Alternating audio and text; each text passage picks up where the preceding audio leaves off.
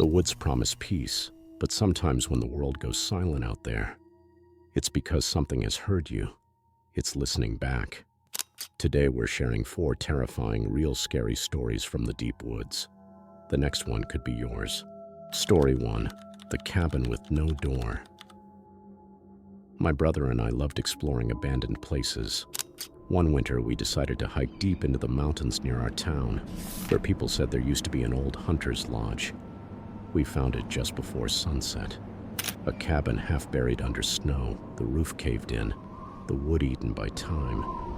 What was strange, though, it had no door, just a frame leading into absolute darkness.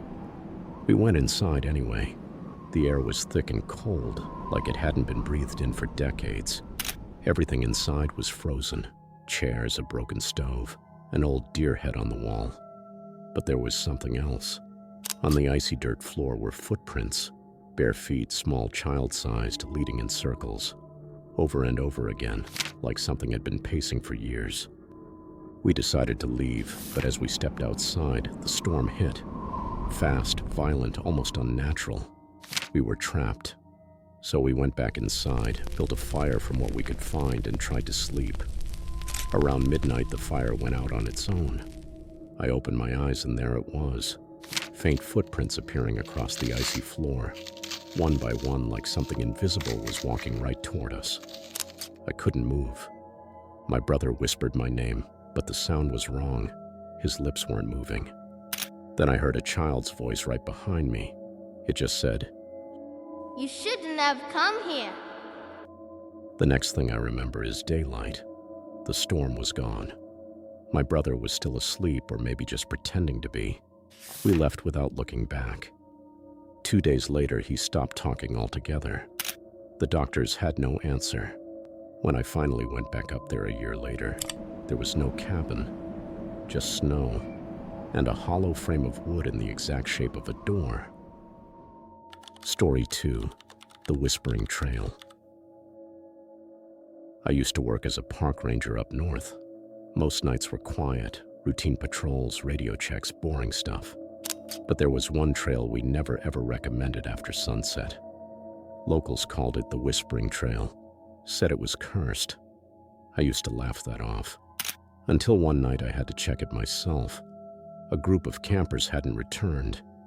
It was just after midnight when I hiked in, flashlight cutting through the mist. The woods were unnaturally still, and the fog felt alive, like it moved with a purpose. About a mile in, my radio went static. I tried to call base, nothing but a faint whisper coming through the channel. It wasn't words at first, just breathing. Then a voice, soft, almost childlike, whispering my name. I froze. No one knew I was on this trail yet. I turned the radio off. As I kept walking, I saw flickers of light between the trees, small pale glows like lanterns swinging far in the distance. But every time I got close, they vanished. When I found the campsite, it was empty. The tents were still pitched, gear inside, half zipped, but the campers were gone. And then I noticed a detail. All the tents were facing the same direction, toward the woods, as if everyone had turned to look at something before just walking away. I followed the direction they faced, and about 50 meters out, I found their footprints, dozens of them, circling something large in the mud, like a ritual dance. In the middle was a tree, tall, hollowed out at the base. The bark around it was black, like it had been burned long ago. Inside the hollow, I saw carvings, handprints, dozens of them, pressed deep into the wood. The deeper I stared, the louder the whispering got. It wasn't from the radio this time.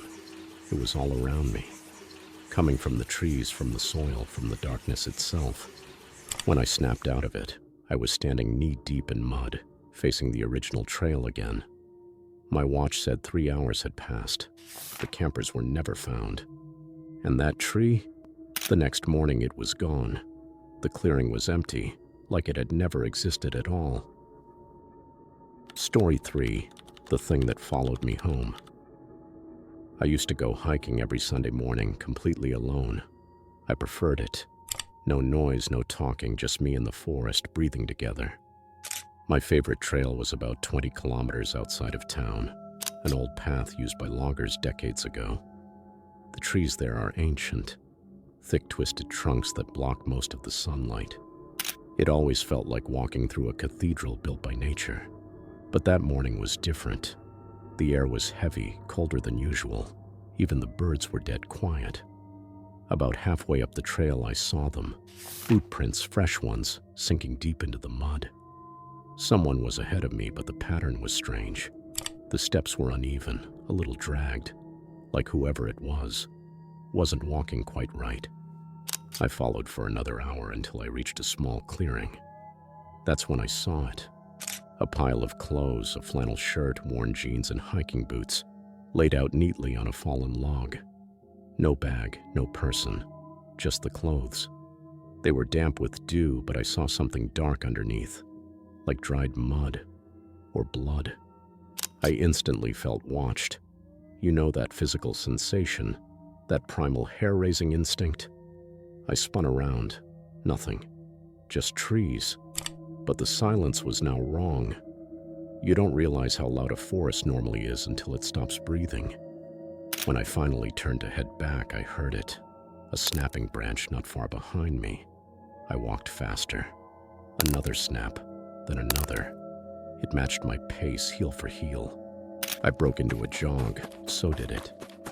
Whatever it wasn't trying to hide anymore. By the time I reached my car, I could feel that presence just beyond the tree line. I didn't look back. I just got in and drove, trembling, my hands slick on the steering wheel. That night, I woke up around 2 a.m. to the sound of wet footsteps outside my bedroom window.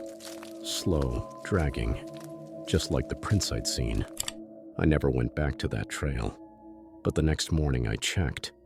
There were muddy footprints leading right up to my house. The same pattern. Uneven. Heavy.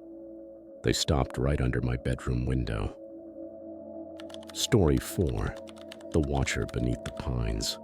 I worked for a wildlife survey team one summer, tracking deer populations in a remote forest that stretched for miles. Most of our work was harmless, but one site, called Pine Hollow, was different. Even during the day, it felt wrong. The trees there grew too close, their roots thick and tangled like veins, and the sunlight barely reached the ground. It always smelled like rain, even when it hadn't fallen in days. One evening, I decided to finish a few camera setups before dark. My team had already packed up, but the forest was calm and I wasn't worried. I set up the last camera facing a narrow clearing. The air there was colder, the kind of cold that feels like someone exhaling on the back of your neck. The moment I switched it on, the red light blinked twice and died. Full battery. No reason. I replaced it. Same thing. Dead. I marked the location and started heading back to camp. But after 10 minutes, I knew I was lost. The terrain didn't match my GPS. The trail curved in ways I didn't remember. And the trees, they all looked the same, like a pattern repeating over and over. I kept walking, trying to stay calm until I found something lying between two tree roots. A small wooden carving shaped like a human figure. Its head was missing, cleanly cut off. When I bent down to look closer, the forest went silent. Not quiet, silent. No wind, no insects, nothing. And then I heard it, breathing. Deep, heavy, right behind me. Slow, patient. I turned, shining my flashlight through the trees, but the beam only caught fog. Thick rolling fog that hadn't been there seconds ago. The breathing stopped, but the silence stayed. I started running, fast. The light flickered, and for half a second I thought I saw something tall behind the pines. Not an animal, not human either. Just tall, too tall. When I finally stumbled onto the old ranger trail, the fog lifted like it had never been there. I made it back to camp shaking, covered in dirt. The others laughed at first, but the next morning one of the guys checked the cameras. All of them had captured movement between 2 and 3 a.m. A dark shape, tall, standing behind the trees, always in the same spot, always facing the camera. The last frame from my broken camera was different though. It wasn't a blur. It was sickeningly clear. It showed me, asleep in my tent, and behind me at the edge of the frame, something with no face, watching. We packed up that morning and never went back.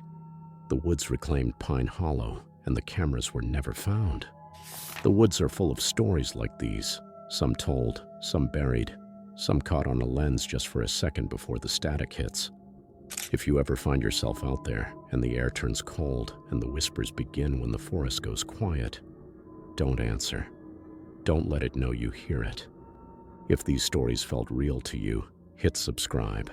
And if you're brave enough to remember your own experience, share it in the comments below. Stay safe out there. You never know what's waiting for its turn to speak.